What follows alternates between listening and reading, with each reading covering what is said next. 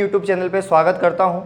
हमारी साइंस की जो चल रही थी सब्जेक्ट, उसमें 2 क्लास हो गई थी, ये तीसरी क्लास है और इसमें हम चैप्टर को आगे बढ़ाएंगे। चैप्टर के जो कुछ टॉपिक्स थे मैंने करवा दिए थे और अब जो टॉपिक बचे हुए हैं उनको हम इस क्लास में देखेंगे। तो आगे जो टॉपिक बचे हुए हैं हमारे वो हैं जैसे ओबेसिटी जो है, मोटापा, उसके बाद रक्तदाब, ब्लड प्रेशर और कुछ नशीले पदार्थ हैं जिनको हम स्टडी करेंगे, अफीम, तंबाकू, शराब, गुटखा और अन्य, इन सबको। तो सबसे पहले जो टॉपिक है मोटापा, उसको हम देखेंगे। तो इस टॉपिक में सिर्फ कुछ नहीं है, ये जो अभी का जो वर्तमान का जो खान पान है, या हम कह सकते हैं एक्सरसाइज वगैरह नहीं करते, उन लोगों के लिए ये सब है कि जो मोटापा है वो अन्य बीमारियों को उत्पन्न करता है। जैसे कि हम कह सकते हैं कि डायबिटीज़ या हृदय रोग, जितनी भी बीमारियां होती हैं सब ओबेसिटी से हो जाती हैं। तो इसको कैसे वैल्यू पता करेंगे इसकी, तो एक शॉर्ट फॉर्म होती है BMI, जिसकी फुल फॉर्म होगी body mass index. Body mass index, इसको हम हिंदी में बोलेंगे शरीर भार सूचकांक। तो ये जो वैल्यू है, इसको जब हम निकालेंगे तो ये जो मानव शरीर है उसकी लंबाई और उसके भार, उन दोनों का अनुपात होता है। तो शरीर का भार, the weight of body ratio length. तो लंबाई और शरीर का भार है, इन दोनों का अनुपात क्या होता है? BMI, बॉडी मास इंडेक्स होता है। अब ये जो बताया है कि बॉडी मास इंडेक्स है वो शरीर के भार और लंबाई का अनुपात है, ये तो हमने बता दिया। पर एक सामान्य मनुष्य जो होता है, सामान्य व्यक्ति बोल सकते हैं, सामान्य व्यक्ति का BMI कितना होगा? तो वो जो होता है वो होगा 25 किलोमीटर प्रति मीटर स्क्वायर। उसकी लेंथ के हिसाब से उसका क्या होना चाहिए? वेट। अगर इतना है तो वो नॉर्मल कंडीशन में है, वो बिल्कुल सामान्य होगा। लेकिन अगर इससे ज़्यादा हो गया तो फिर वो ओबेसिटी में आ जाएगा। अगर वेट 30 किलोग्राम प्रति मीटर स्क्वायर के हिसाब से हुआ तो वो फिर क्या कहलाएगा? मोटापा कहलाएगा। और इस मोटापे की वजह से काफ़ी बीमारियां उत्पन्न हो जाएंगी, जैसे डायबिटीज़,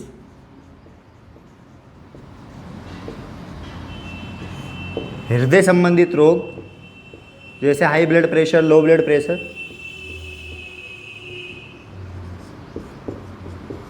कैंसर जैसी समस्या उत्पन्न हो जाएगी।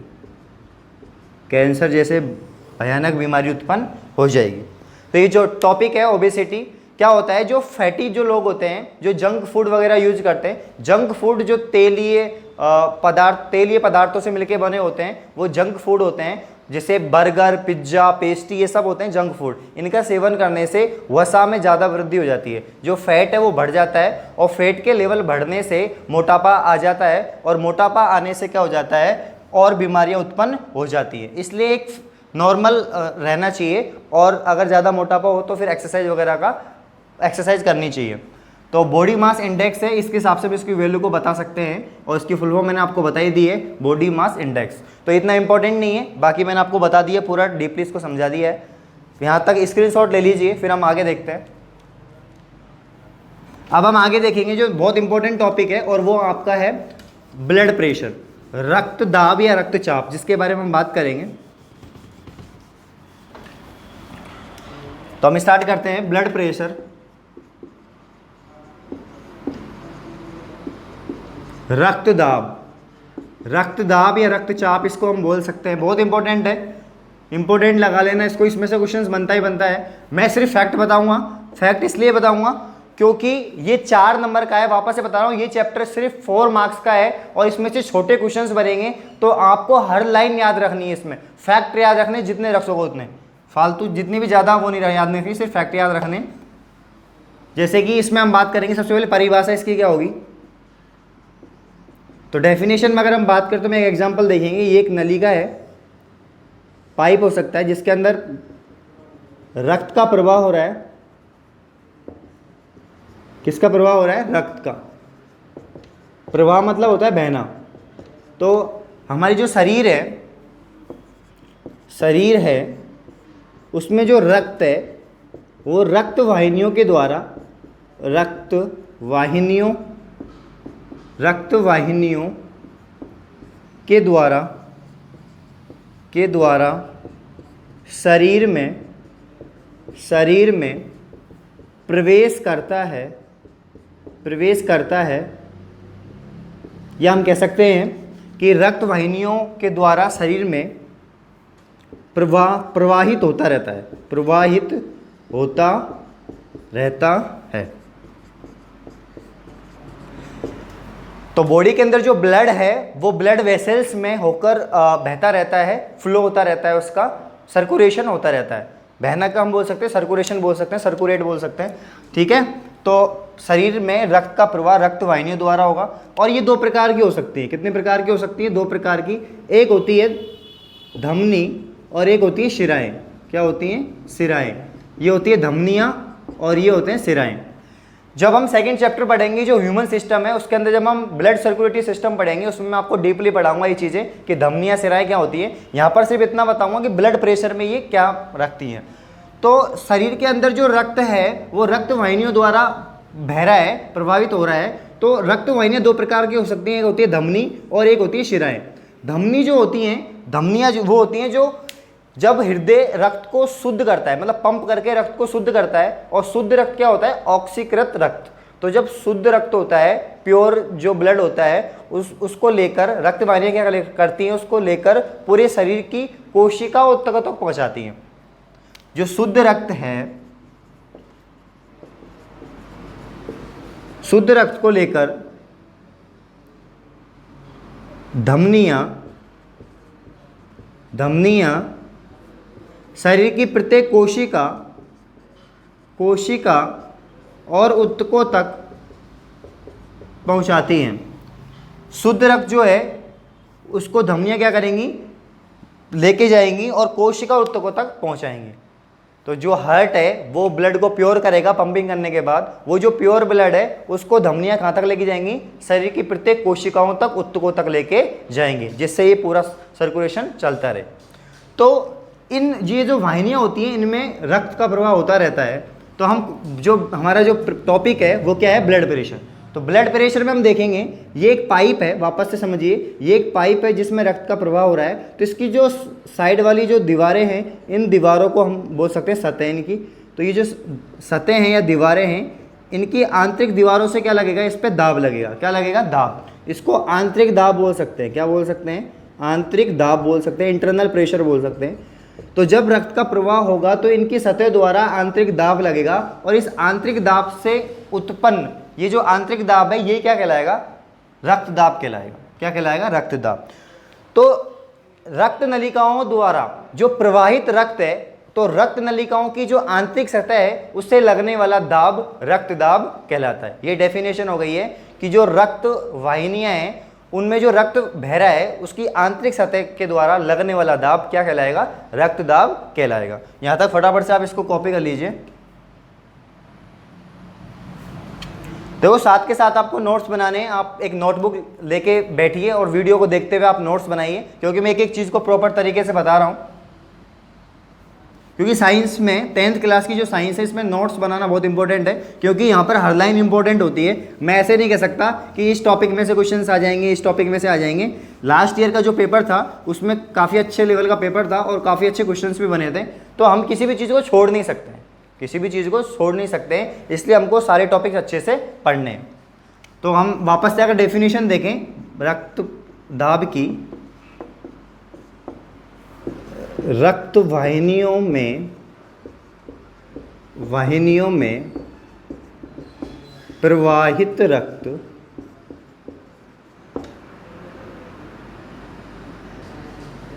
उसकी सतह से लगने वाला आंतरिक दाब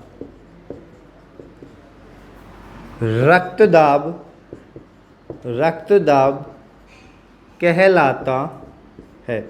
रक्त दाब दो प्रकार का होगा, एक होगा निम्न रक्त दाब और एक होगा आपका उच्च रक्त दाब। एक तो आपका होगा निम्न रक्तदाब और एक आपका होगा उच्च रक्तदाब। निम्न रक्तदाब को हम बोलेंगे लो ब्लड प्रेशर और उच्च रक्तदाब को बोलेंगे high blood pressure, high blood pressure.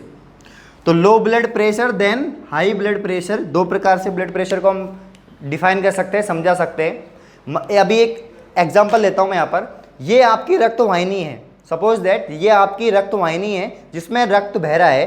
तो अगर ये छोटी है, बारीक है, तो इसमें रक्त का प्रवाह बहुत तेज गति से होगा। लेकिन अगर इसी रक्त वाहिनी को मैं मोटी कर दूं, बड़ी कर दूं, तो इसमें जो रक्त प्रवाह है वो बिल्कुल धीमे गति से होगा।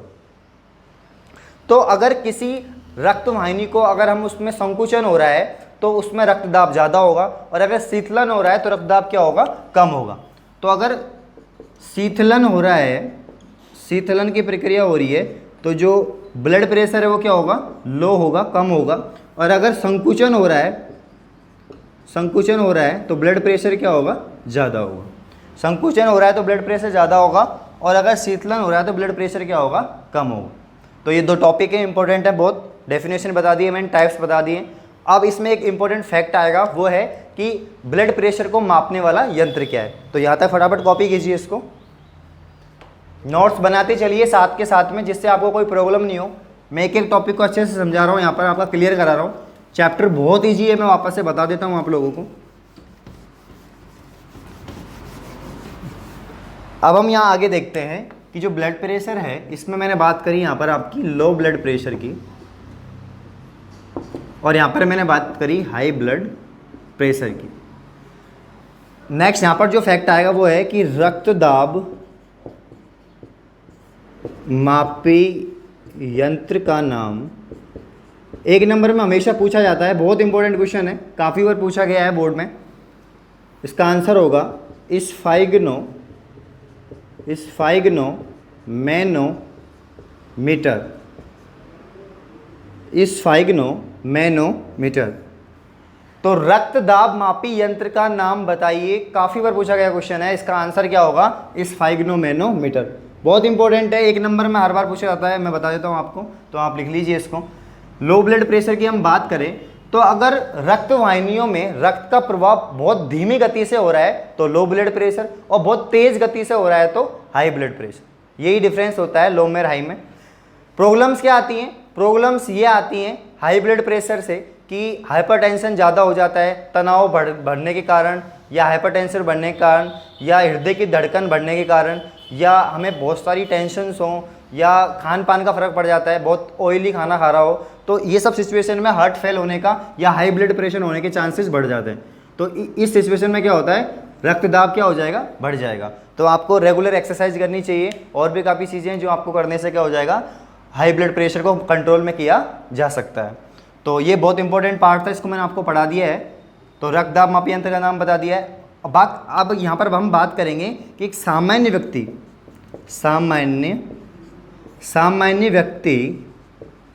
व्यक्ति का रक्तदाब, सामान्य व्यक्ति का जो रक्तदाब होगा वो कितना होगा। तो सामान्य व्यक्ति के रक्तदाब की अगर बात की जाए तो वो सिस्टोलिक और डायसिस्टोलिक के आधार पर हम डिफाइन कर सकते हैं। सिस्टोलिक की अगर हम बात करें तो ये होगा 120, और डायसिस्टोलिक की बात करें तो होगा 80।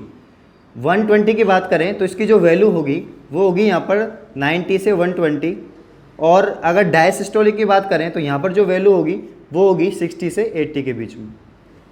तो सिस्टोलिक है तो ब्लड प्रेशर क्या होगा, ज़्यादा होगा, और अगर डायसिस्टोलिक है तो ब्लड प्रेशर क्या होगा, कम होगा। तो इस सिस्टोलिक डायसिस्टोलिक के आधार पर हम इसको समझा सकते हैं। आई होप आपको यहाँ तक समझ में आया, तो आप फटाफट से इसको स्क्रीनशॉट ले लीजिए। मैं वापस से बता रहा हूँ आपको, एक एक चीज़ बहुत इंपॉर्टेंट तरीके से बता रहा हूँ, बहुत आसान तरीके से बता रहा हूँ, आपके नंबर एक भी नहीं कटना चाहिए। तो इसलिए आप साथ के साथ में नोट्स बनाते चलें और समझते चलें। कोई भी डाउट हो आपको तो पूछ सकते हैं, सर इसका मतलब क्या है, जो भी है मैं आपको जरूर बताऊँगा। आगे हम चलते हैं और अब हम पढ़ेंगे अगला टॉपिक, और वो जो टॉपिक है वो है नशीले पदार्थ। जितने भी नशीले पदार्थ होते हैं जो हानिकारक होते हैं, जिनके सेवन से आदत जो हो जाती है, एडिशन हो जाता है, जो बहुत हानिकारक होता है, चाहे वो शराब हो, अफीम हो या अन्य कोई मादक पदार्थ हो। तो नशीले पदार्थों की बात करें, नशीले पदार्थ, इसमें हम बात करेंगे जो आपके सिलेबस में है उन्हीं सभी की बात करेंगे। जो पहला है वो यहाँ पर है आपका तंबाकू, दूसरा हम बात करेंगे यहाँ पर गुटखा, तीसरा हम बात करेंगे यहाँ पर अफीम, साथ के साथ नोट्स बनाते चलिए, अफीम। फोर्थ हम बात करेंगे यहाँ पर आपका मदिरा या शराब बोल सकते हैं हम, शराब। बाकी अन्य काफ़ी सारे हो सकते हैं, उनकी हम बात करेंगे। अन्य 5वें नंबर पे, अदर जितने भी होंगे एक्स्ट्रा उनकी हम बात करेंगे। तो यहाँ पर नशीले पदार्थ हम स्टार्ट कर रहे हैं। नशीले पदार्थ जिनके सेवन से आदत पड़ जाती है और काफ़ी हानिकारक बीमारी होने की संभावना बढ़ जाती है। अभी की अगर हम बात की जाए तो ये जितने भी मैंने बताए हैं, चाहे वो तंबाकू हो, गुटखा हो, अफीम हो, शराब हो या कोई भी अन्य टॉक्सिन्स हो जिनकी वजह से, एल्कोहल हो जिनकी वजह से बहुत हानिकारक प्रभाव पड़ता है मानव शरीर पर, इनकी जो लत है वो बढ़ चुकी है और बहुत ज़्यादा मात्रा में इनका यूज किया जा रहा है। तो ये बहुत हानिकारक है, इनको समझना चाहिए। एक एक को मैं लूँगा, बताऊँगा कहाँ से आता है, कैसे यूज किया जाता है और क्या हानिकारक इनके प्रभाव है। सबसे पहले जो टॉपिक है हमारा वो है तंबाकू। अगर तंबाकू की बात की जाए तो इसको हम बोलेंगे टोबैको। क्या बोलेंगे? टोबैको। टोबैको बोलते हैं क्योंकि ये जो प्राप्त होता है ये टीएमबी से प्राप्त होता है, जो एक वायरस है, टोबैको मोजेको वायरस। तंबाकू की बात की जाए तो पत्तियों, जो इसका जो पादप होता है वो ज़्यादा बड़ा नहीं होता, करीब इतना बड़ा होता है और बड़ी बड़ी छालदार पत्तियाँ होती हैं, इतनी बड़ी बड़ी पत्तियाँ होती हैं, करीब इसे इतनी बड़ी बड़ी ऐसी पत्तियाँ होती हैं छालदार, ये पत्तियाँ होती हैं इतनी बड़ी बड़ी। तो पत्तियों को सुखाकर जो लीफ होती हैं इनकी, उनको सुखाकर तंबाकू के बंडल को तैयार किया जाता है। काफ़ी सारी पत्तियां होती हैं, उनको बंडल बना लिया जाता है और उनको सुखाकर फिर कूटकर अलग तरीके से उसका यूज किया जाता है। अब तंबाकू का यूज़ सभी जितने भी, जैसे चाहे वो गुटखा हो, चाहे वो आपका बीड़ी हो, सिगरेट हो, चिलम हो, सिगार हो, इन सभी में तंबाकू का प्रयोग किया जाता है। और तंबाकू के प्रयोग करने से जिस हिसाब से अगर आप उसका प्रयोग करोगे, मान लीजिए आप सिगरेट के रूप में कर रहे हो तो आपके लंग्स को नुकसान होगा, आपके फेफड़े खराब हो जाएंगे, या आप उसको सूंघने में कर रहे हो तो आपके और भी जितने भी ऑर्गन हैं वो उसको इफेक्ट होगा, सांस लेने में प्रॉब्लम होगी और भी काफ़ी कठिनाइयाँ होंगी। तो जिस हिसाब से आप उसको यूज करोगे उस हिसाब से आपको उस पार्ट को जिस हिसाब से आप यूज करोगे उस पार्ट को आपको नुकसान पहुंचेगा। तो पत्तियों से प्राप्त होगा, इसका एक बंडल बना लिया जाता है, 7-8 पत्तियों को ऐसे सुखाकर बंडल बना तैयार कर लिया जाता है, जो तंबाकू के यूज में इसको लिया जाता है। तो आपकी चाहे वो गुटखा हो आपका, या बीड़ी हो, सिगरेट हो, इन सब में इसका यूज किया जाता है, चिल्लम हो, इन सब में। तो अगर चिल्लम हम खींच रहे हैं तो चिल्लम या फिर हम बीड़ी सिगरेट जो भी है, इन सब में तंबाकू की मात्रा होगी और ये बहुत हानिकारक होती है। अब किस प्रकार से होती है मैं आपको बताऊंगा। पहले इसका देख लेते हैं। टोबैको इसको इंग्लिश में बोलते हैं। इसका जो वनस्पतिक नाम है, वानस्पतिक जो नाम है इसका, वो नाम होगा इसका सोलेनम ट्यूबरोसम, या हम कह सकते हैं इसका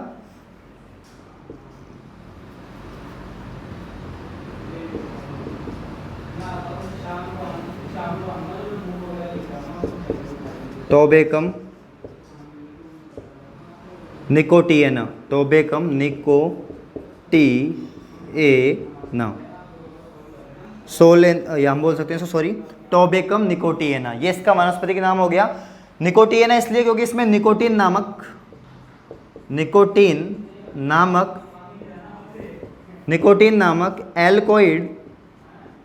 एल्कोइड पाया जाता है। निकोटीन नामक क्या पाया जाता है इसमें? एल्कोइड। बहुत हानिकारक एल्कोइड होता है, जो एक खतरनाक पदार्थ इसको हम बोल सकते हैं, जो किसमें पाया जाता है? तंबाकू में।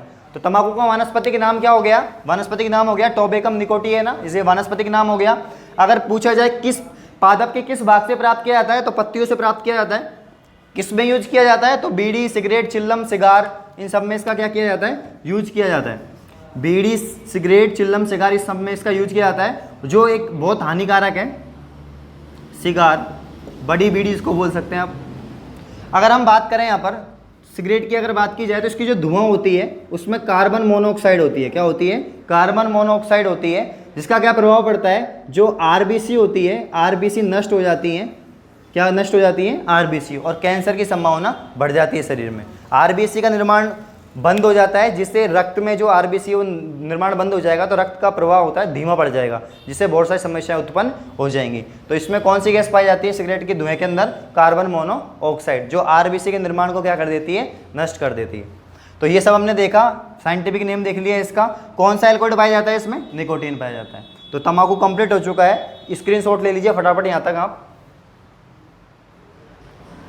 अब हम आगे चलते हैं और देखेंगे नेक्स्ट जो आपका है गुटखा। तो गुटखे में तो भाई इसको सुगंधित पदार्थ से बनाया जाता है इसको, इसमें तंबाकू तो मिली हुई होती है जिससे नशा हो सके, क्योंकि एक बार कोई यूज करेगा तो बार बार करेगा, वो इसीलिए करेगा क्योंकि इसमें नशीली पदार्थ मिला होता है, और वो क्या होता है? निकोटीन ही होता है तंबाकू का।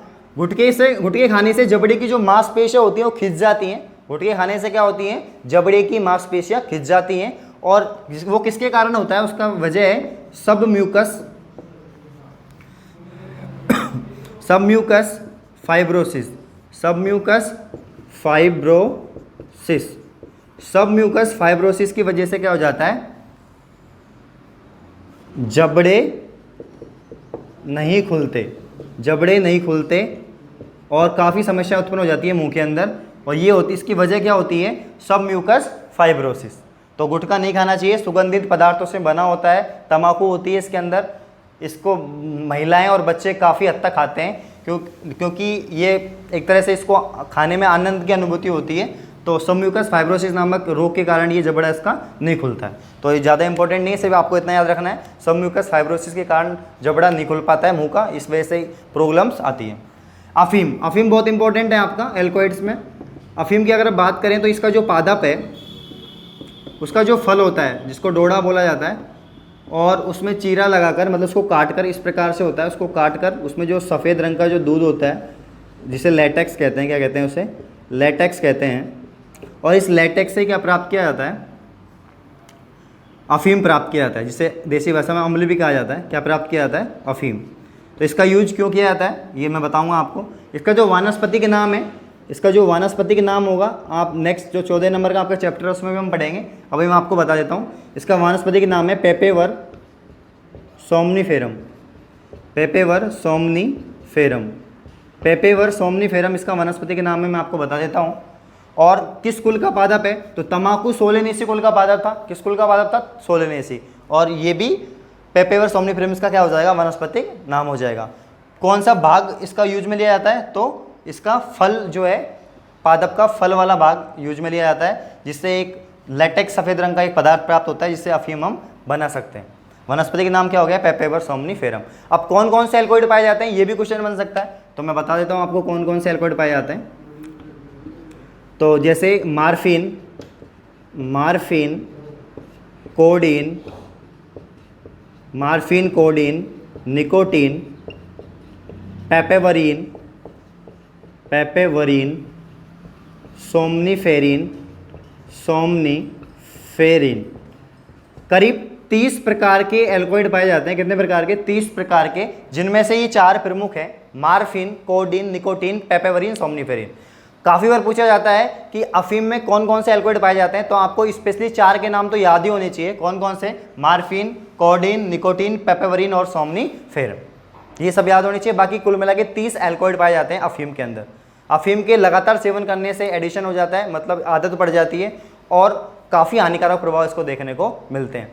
गाँव में, ढाणियों में काफ़ी काम होता है, खेती संबंधित काफ़ी काम होता है। तो उनके जो बच्चे होते हैं छोटे, उनको सुलाने के लिए जो महिलाएं हैं वो इसका उपयोग में करती हैं। ये आपके सिलेबस में दिया गया है। तो यहाँ तक आपको समझ में आ गया होगा जितने भी मैंने टॉपिक करवाएं। आगे लास्ट टॉपिक बचा हुआ है शराब, उसको मैं यहाँ पर कंटिन्यू करूँगा। तो लास्ट टॉपिक बचा हुआ है और इसमें नशीले पदार्थों में, और वो है आपका शराब, अल्कोहल। अगर इसकी बात की जाए तो शराब काफ़ी प्रकार से बनाई जाती है, लेकिन जो मेन जो होती है, जो जिस प्रकार से बनती है, वो उसका जो फॉर्मूला होता है C2H5OH, जिसे एथिल अल्कोहल बोला जाता है। क्या बोला जाता है?